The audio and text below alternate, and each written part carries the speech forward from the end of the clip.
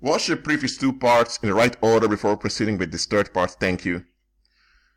When people think of pathological liars, they think of someone that spits out this information all the time. Now let me explain one thing here. Just because someone doesn't give you all information doesn't mean they are lying to you. You have disinformation. That is when someone gives information that's not factual at all. For example, it can be that you ask them where they live and they say Toronto, while in fact they live in New York. That's disinformation because they want to redirect your attention away from where they're really living. Or it can be that you are misinformed. In this case, it's misinformation. Let's say someone told you they live in Portugal. So you have an idea of them as being this Portuguese individual. Well, that's misinformed. In this case, you are not lying when you tell others this individual is from Portugal. It's not factual. It's not true, but you are not lying. You are misinformed. Therefore, you can only spread misinformation. Okay, so disinformation is done to someone, and misinformation is what is done to you without you being aware of it. So if someone is misinformed, they're not lying. Okay?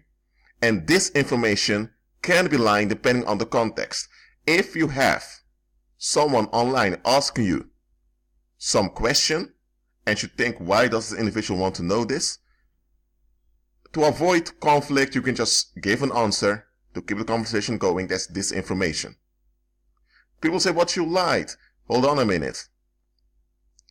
When you break trust, when you bring unsafety, that's lying. Lying is when there is safety and you disrupt this safety with false data. That is lying. So there must be safety first before there can be lying. Because lying is the disruption of safety. If there never was safety to begin with, you can't lie because there was never something to endanger. You got what I'm saying here? For example, Christ one day, his relatives came to him and asked him, are you going to the feast? He said, no, he's not going. They left. I believe it's a day or two later, Christ went to the feast. Did Christ lie to them? Remember, Christ is the Most High himself. He did not lie. He indeed didn't go to the feast that day. Christ kept to himself that he wouldn't go that day. So when he asked him, are you going? They were talking about the present. At that time, he said no, because it was true that he wouldn't go today. But he didn't tell them that he would go another day. Christ hid information from them because Christ didn't trust them. So Christ didn't lie because there was no safety to begin with. So in the Old Testament, there was this prophet, Jeremiah. His life was endangered often. One day he had to appear before the king, and he explained a situation to the king. And the king told him, when you go out and those people in the street ask you what happened, don't tell them what you just told me, because they will harm you. Just tell them this and this. You can read about what the king instructed him in the Bible itself. So when people asked Jeremiah, he did what the king told him to do. Now some people made the remark Jeremiah was a coward. No. The king made plain unto the prophet, there is no safety here. So for you to make yourself completely vulnerable, and with all the real data, you would be foolish to do that, and you would be contributing to danger. So don't tell them anything. Direct them somewhere else. Distract them. And that's with disinformation. So disinformation can be used to turn away negative attention. In that case, it's not lying. So understand that. Lying is when you disrupt safety with false data. That's what Satan did in the Garden of Eden. He came with false data to disrupt safety. Because Eve didn't feel safe anymore relying on the Most High. And this led to her falling for Satan's BS, which led to the fall of men. Well, Adam had a choice. Don't get me wrong, Adam was wrong, absolutely, but it started with false data to endanger safety. That's what lying is. Lying is not when you withhold information for the right reasons, or when you turn attention away from you if the attention is negative. Okay? When you're dealing with pathological liars, you're not dealing with people who just spit out disinformation. Pathological liars are far smarter than that. At least those that are successful. They will give you real data with intention to mislead you. Okay? How are they doing it? In this case, they copycat what Christ did.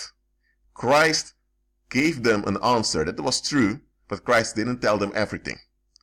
The same thing the pagan rulers of this world or the pathological rulers of this world are doing to the human population. They give them facts, but they hide the context. Now, when Christ did this to his human relatives, he did it because he didn't trust them. Because he knew what they would do. He's God. But when the pagan rulers of the world are doing it, it's to trap you in destruction. When they do it, it's to exploit you. By the way, Christ didn't give anyone this information. He just kept certain things hidden. The pagan rulers of this world, they have this pattern of giving you true facts without the proper context. And that's not what Christ did. Okay? Maybe I should correct myself. When Christ told his relatives he's not going to the feast, he was telling the truth. Because he wouldn't go that day, but he kept hidden that it wasn't that day. When the pagan rulers, for example, tell you about some event, they'll give you the facts. And the facts, you can check them, but they won't tell you the context, because the context will make them look bad.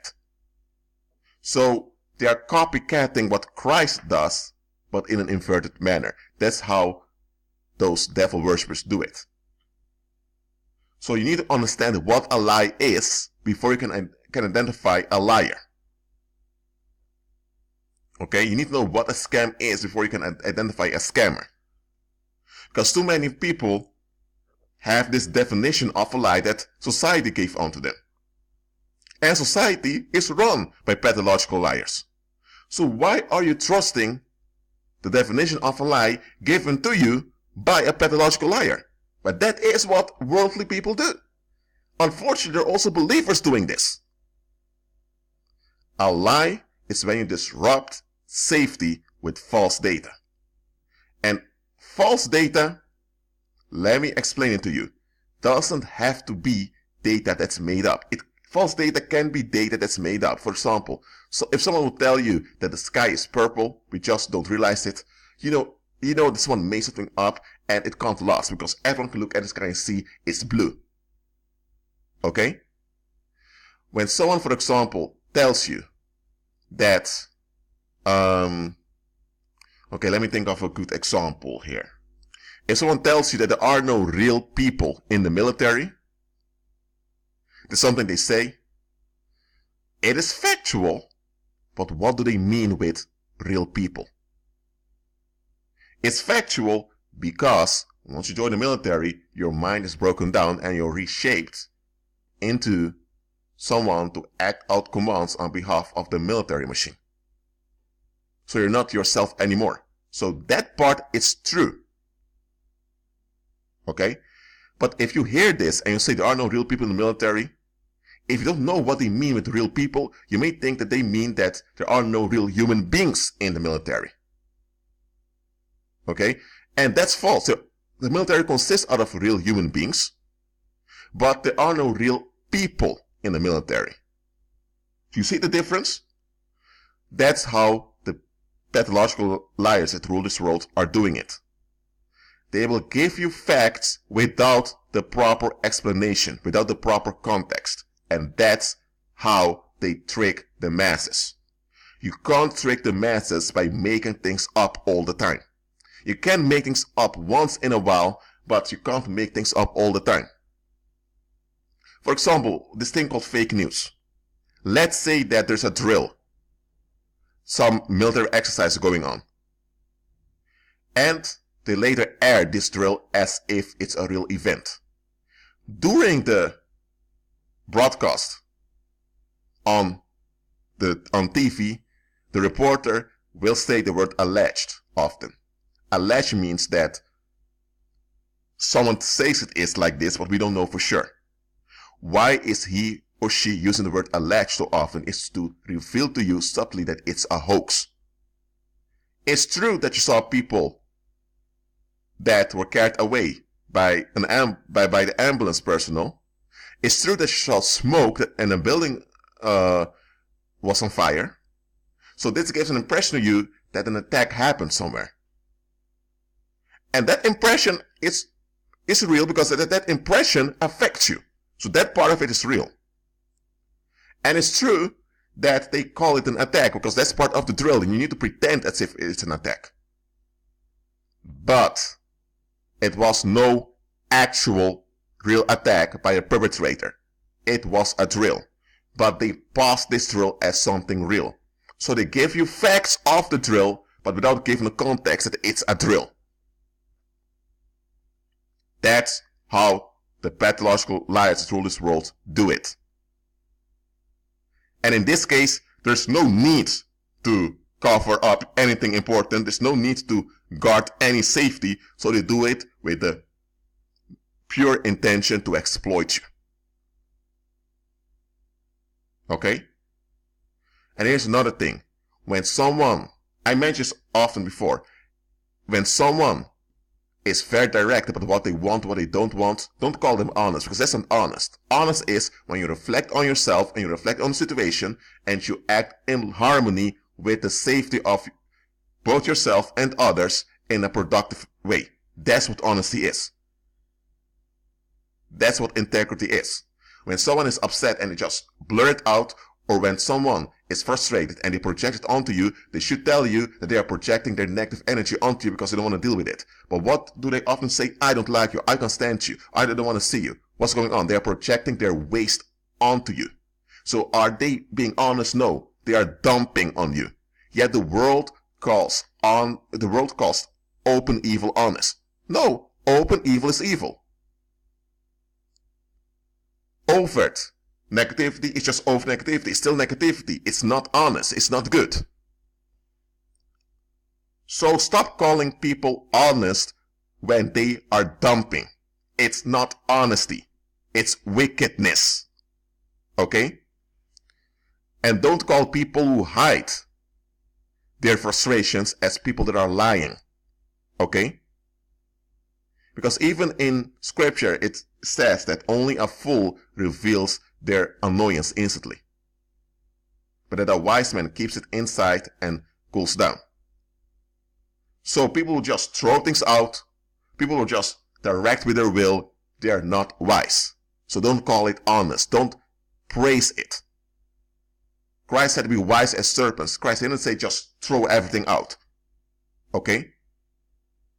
And you know the thing about a serpent is, the serpent doesn't reveal everything. Okay? Neither should you. You can reveal things, but only in the proper context when it doesn't endanger the safety of the situation. You can, let's say, lies can only occur, let's say better, lying can only occur if there's safety to be breached. If there is no safety, I'm not saying it's right, but there can't be any lying.